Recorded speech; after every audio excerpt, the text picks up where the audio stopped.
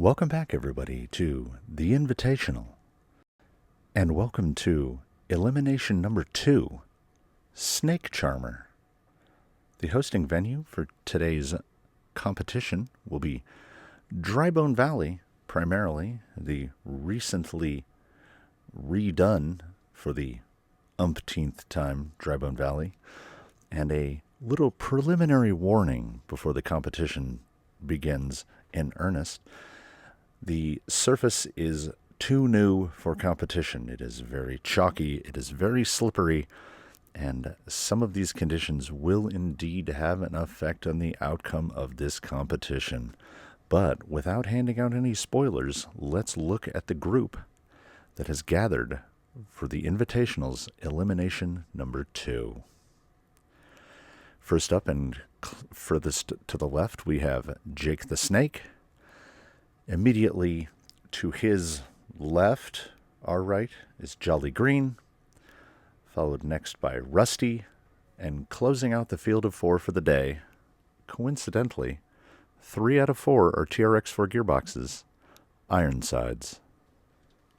And in the canyon, the only thing we leave up to chance is everything. So before the competitors face the course, they must first face the spinner. But as the spinner is an agent of chance, it chooses no favorites. Here are the 4 waiting for the first spin to find out who will be the first rig out onto the course today.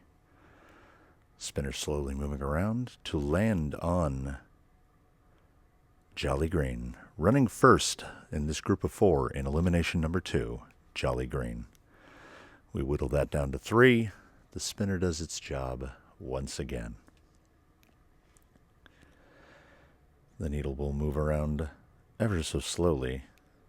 Looks like one more turnaround to land on running second, Rusty. For better or worse. We're down to the final 2. This will determine who runs third and who runs last. Could be the last run for any one of them.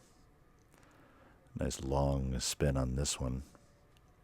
Coming around slowly. One more. Nope, we're going to stop there on Jake the Snake. Ironsides will be running last. And as per usual, we waste no time. We head directly out onto the course with Jolly Green. I've been instructed by the competitors to relate some notes relevant here to this first run. Jolly Green has not touched rock since he gained his new radio, the relatively underwhelming FlySky FSG-7P. Unbeknownst to everyone involved, the auxiliary channels on the new FlySky do default to a, I guess, one end point compared to the other. So Jolly Green made that ascent and cleared gate 1 with the front differential open. He has 6 wheels, so effectively he did it in 4-wheel drive. I don't know if it'll show up well enough in the angle here, but there's a point where the passenger front tire is just not moving. It is nicely occluded there by that small dump truck. Front end will be locking up here shortly so that Jolly Green can continue on. There's the button press, and now he's on the move again. Also, this was not noticed until the rigs were in cleanup after the round was completed. Jolly Green's, during some round of modification, something that was going on, perhaps installing the still inoperable rear locking differentials, his driver's side intermediate tire and his passenger side rear tire got swapped. So Jolly Green has 2 tires mounted backwards, effectively, and as was shown in a prior video on this channel, canyon trails are pretty terrible when mounted backwards. So Jolly Green effectively ran this course in 4-wheel drive, and he did the first part of it really kind of in 2-wheel drive. So Jolly Green, using the previously hinted to course slipperiness to his advantage. I believe this section of hang-up right here could be directly attributed to 2 tires mounted in reverse, because it's typically not getting the grip that he needs it to. Ordinarily 6 wheels will power directly over that, but as said, very chalky out there. Jolly Green coming over the top. About to drop down into gate 5. I believe that flag says 5. It's definitely too wide here. I believe he took that top over the top with his front differential unlocked, which could perhaps have contributed to how tight he managed to run that line. A little small reverse to get through. He's going to use a little power burst here to line up.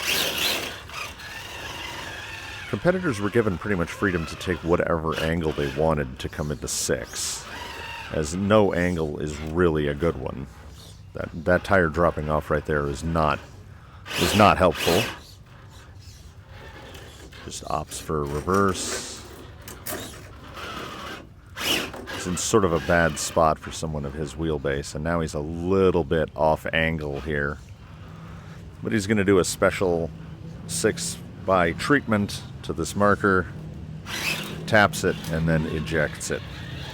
But smoothly down that base, and that ends Jolly Green's run. Could be his last run. We won't find out until everyone else has gone. Coming up immediately after Jolly Green, Rusty, the AR-45 straight axled TRX-4 on very small 3.93 inch JConcepts Bounty Hunters and full width bumpers. But you'll notice a recurring theme here. The 3 vehicles that were placed into this elimination round, so not counting Jake the Snake, it's full width bumpers all around. They can be a problem. Rusty does not have himself in a super good position there, but he does run his weight fairly low. Just trying to get that rear end up over that slab here in Daphne's line. It looks good.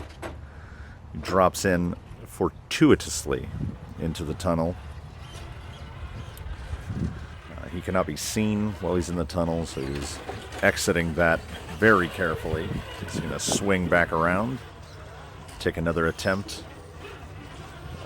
Unfortunately, the camera placement during this round didn't take failures to clear the transition between gate 1 and gate 2, so if anybody falls into the tunnel, they're essentially invisible to everyone.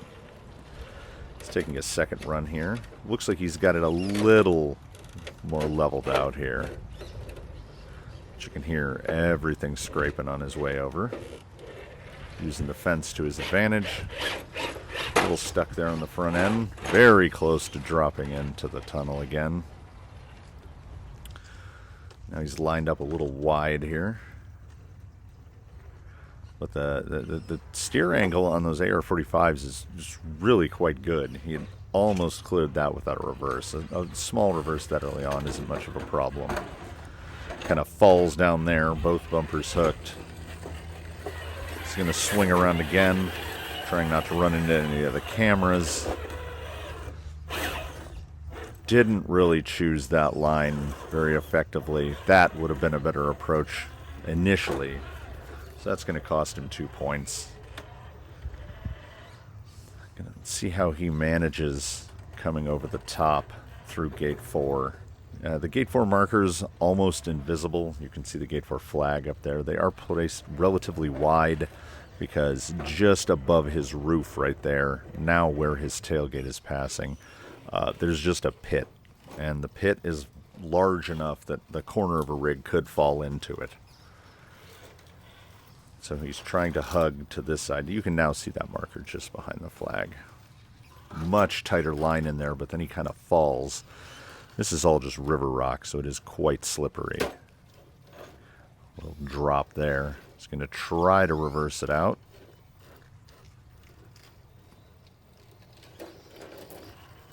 Very nicely done by Rusty. Again, got a little over-aggressive. He could have looped that the other direction and not had to use a reverse there. Some of the slipperiness showing there. Comes across here. He's got that rear end pretty well stuck. And it's a clean fall. I don't think it's what he was shooting for, but it's a fairly clean fall down. It's just having some real issues with how knobby that section is here. Lining it up pretty well. You can see the front axle hung up pretty badly. He is now bumped 6, ejected 6, but he's fairly well stuck. Another reverse out of it, and he's in a bad position here. Front and rear axles are stuck, and the reverse puts him directly onto his lid. So in elimination number 2, we have our first rollover. He has absolutely no chance of getting out of that. He'll be reset back to the position for gate 6, and he will see how he can manage this descent down through the start finish. And thus ends the run of the day for Rusty. As dictated by the spinner, we now bring on the third competitor in elimination number 2, Jake the Snake, Mr. Tinnitus himself.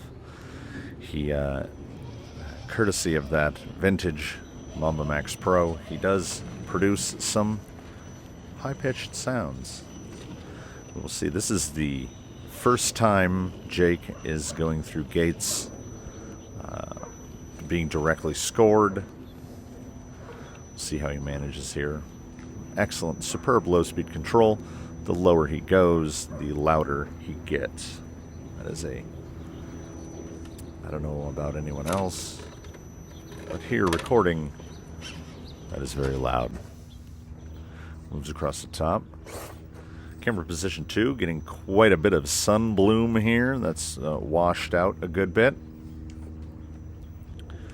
The only competitor in this group with dig, obviously, as the others are all TRX-4 gearboxes. He actually overturned that. He's using some front end wiggle to try to get off the fence. This is an iffy spot. Many rigs have rolled off of that, but Jake is quite low, has no rear bumper and a cosmetic front bumper effectively. So Jake's swinging around to bring up a line to gate 3. Almost drove directly into a tripod there. He was under the camera. And perhaps because, as an element of his brash youngness, he takes some aggressive, unnecessarily aggressive lines here. That dig across to avoid that left-hand marker could have been avoided.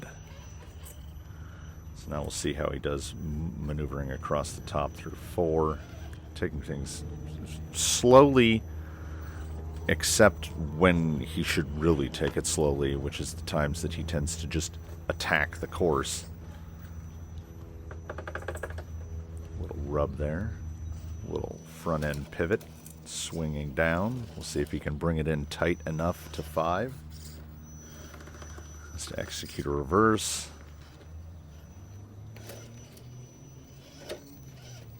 Bringing it down around. Little dig turn. Line it up for 6. I believe he's going to take the easier angle here. Yes, trying not to get anything low caught up on that wood. Little dig turn there. He's trying to stay up high to his left to avoid that outside marker, which has been a problem. And his angled skid has hung up, and he ejects that marker from 6. That marker from 6 has been a problem. He's attempting to not use a reverse here, but there's nothing that can be done. He's got to line up once again. The skid is hung. Just managed to catch himself before he fell. Front tire is getting a real hammering here. Manages to pull it and somewhat maul the start-finish marker. We will see how the judges scored that when we get to the final scorings, which brings us to our last run of the day, which will be Ironsides. Ironsides only has 2 semi-advantages here. Running last gives you both the idea of what you have to do. You can get a general idea of what the scores were. He gets forced wide and has to take a reverse before gate 1, which I would classify as an inauspicious beginning. We will see how he handles Daphne's line with the amount of weight that Ironsides is running. Looking pretty clean there, but he's pretty far over. Manages to somehow get out of that tail stand.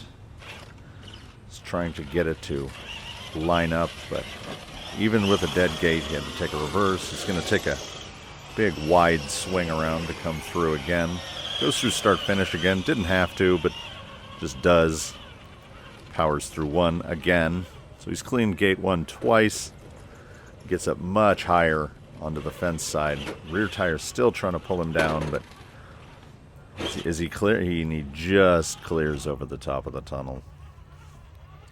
Excellent steering angle with those size tires. We'll see how his bumpers manage his drop down, coming up towards 3.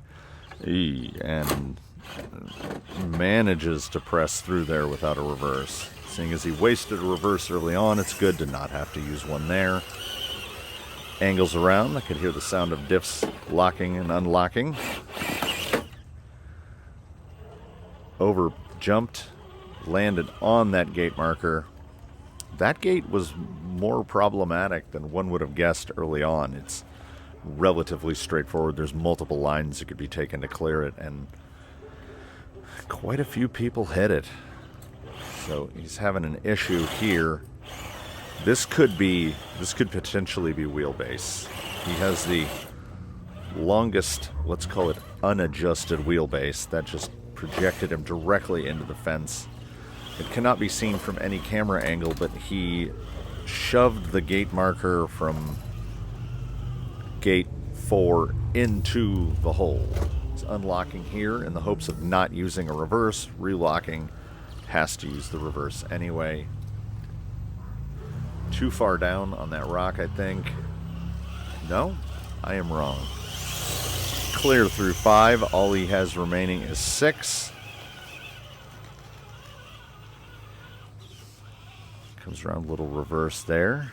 Doesn't want to get as far to the left as Jake did, but doesn't want to get as far to the right as everyone else has. And moves it around, and he just overhammers it. And we think he fell through the start-finish. So that ends the runs and brings us to all that remains in elimination number 2, the scores. So here is indeed our all too familiar scoreboard, and we are going to fill those fields one at a time, starting with Jolly Green with 3 reverses. Not bad for someone of his length, genuinely. 1 gate strike, and as you saw, he never rolled over, which gives him a total for his run of 13 points. Jolly Green's total will then turn green, as he is the rig in possession of the lowest score, putting him in first place. And we will now move to Rusty, who used 5 reverses, which is not an excellent start. 1 gate. And of course, there at the end, we had the 1 rollover, so we can pretty much tell higher numbers are worse. So 27 points is going to get his name in red. We move on to Jake the Snake, who looked like he ran it pretty clean, just 2 reverses.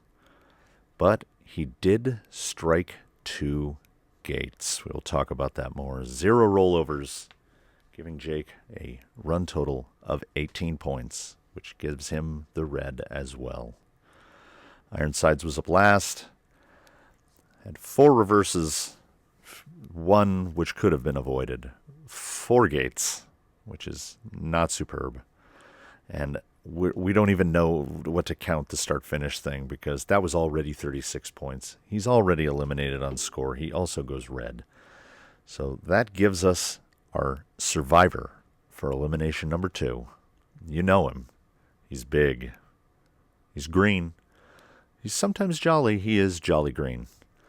And he will be moving on to the finals. And to give you an idea of how close it was, we had to do this in super slow-mo right there. That right there was the difference between Jake the Snake making it and Jake the Snake not being in the final. So a valiant effort by Jake, but speaking of the finalists, here they are. Here are the final 9. Daphne the Sport, Lil Yella, Misdirection, Argentum, Zoidberg, Blue Sky High, Tranquish, Colonel Mustard, and Jolly Green will be competing together in the Invitational's Grand Finals. 9 competitors in the Grand Finals, you say? That's crazy. Well, maybe it is a little crazy. The Grand Finals will be composed of 3 individual 6 gates. And the scoring for these 6 gates will be cumulative. So one bad day doesn't mean your journey is over here in the Invitational. But it also means something else. It means that out of 9, there can be only one, as winner takes all. Because that's how we do things here.